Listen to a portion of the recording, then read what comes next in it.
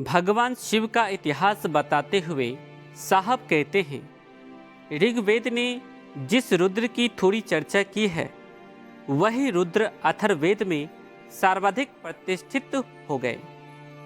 अथर्ववेद ने रुद्र को सर्वोच्च देवता माना और शिव कहा है। वेदों द्वारा भारतीय पूजा प्रणाली में कर्मकांड का समावेश हुआ, वैसे उपनिषदों को ज्यादा प्रमाणिक माना जाता है। उपनिषदों से साहब का भी विशेष लगाव है। इनके पास उपनिषदों का भंडार है, ज्यादातर उपनिषद इनके पास हैं। साहब कहते हैं कि ज्ञान योग के अंकुर इन्हीं से निकले हैं और शिव से निःसृत आगमिक तांत्रिक धारा ने भक्ति की नींव रखी। प्राचीन भारत में आगमिक धारा प्रभावित थी। आगम की व्याख्या में कहा गया है कि शिव ने जो माता गिरजा को उपदिष्ट किया वह आगम है। माता गिरजा ने अन्न को जो सुनाया वह निगम कहा गया। तंत्र आगमों के ही परवर्ती रूप हैं। हिंद्रानंद साहब प्रेम को तंत्र का मूल मानते हैं।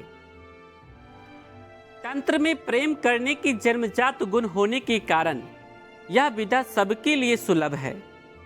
शिव ने सभी को परमात्मा तत्व का अधिकारी माना। हम पाते हैं कि उपनिषदों ने वेदों से आए यज्ञादि कर्म को पुरानी नाव कहा। उपनिषदों को विश्व में अत्यधिक ख्याति प्राप्त हुई और इन्हें चिर नवीन माना जाता है। विशद व्याख्या करते हुए बताते हैं कि प्रवृत्ति काल में शिव द्वारा प्रतिपादित तंत्र को भी वेदों की शरण में जाने को विवश होना पड़ा।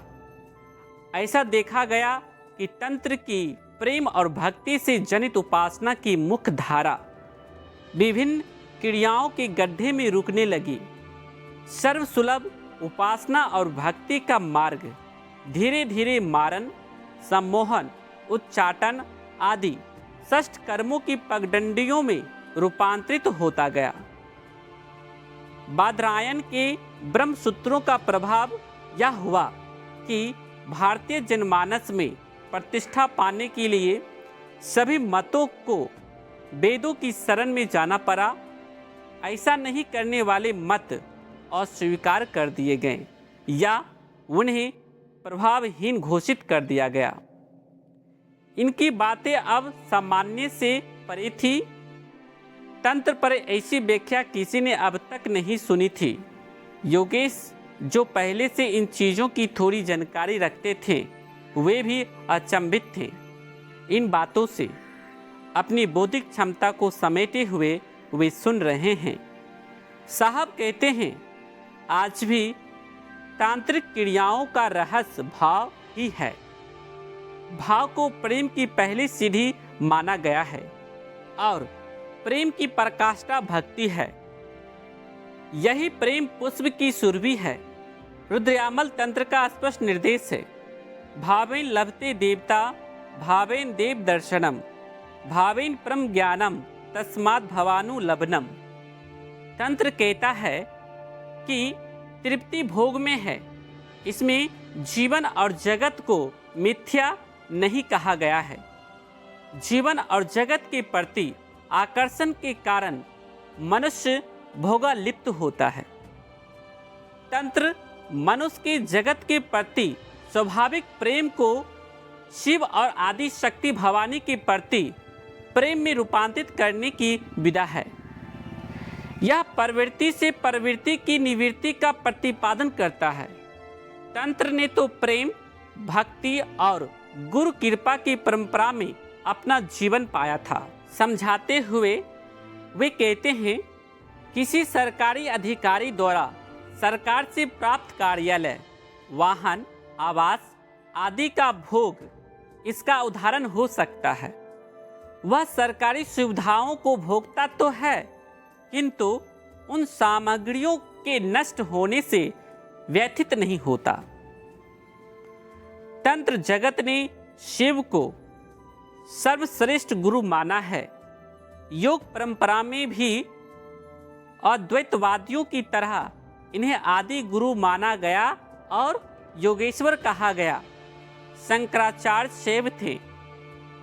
योग ने जहाँ यम नियम को मान्यता दी, चित्त वृत्तियों के निरोध को योग कहा, वहीं तंत्र ने किसी भी आरोपित वर्जना को अस्वीकार कर दिया।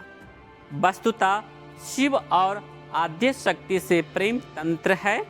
प्रेम तो जन जन के पास सहज सुलभ है। वैसे भी प्रेम वर्जनाओं को नहीं मानता। शिव और तंत्र की एकमेकता की सहज व्याख्या वहाँ उपस्थित किसी ने ना सुनी थी और ना ही पढ़ी थी। एक अजीब सा तेज प्रदीप्त था इंद्र की आंखों में, जहाँ शिव और उनके तंत्र की गहराई को मापा नहीं जा सकता था। सभी को प्रणाम भाई बहन। इसको पूरा जानने के लिए पुस्तक अनमिल आकर ऑनलाइन ऑर्डर करके अपने घर मंगवा सकते हैं। लेखक अनुनीता दीदी हैं। डिस्क्रिप्शन में लिंक है, चेकआउट कर लीजिएगा। इसे ज़्यादा से ज़्यादा लोगों के बीच शेयर करें ताकि दूसरे लोग भी इसे सुने, जाने और समझें। चैनल पर नए हैं तो सब्सक्राइब करें चैनल को, ताकि नई वीडियो सबसे पहले आपको प्राप्त होगा।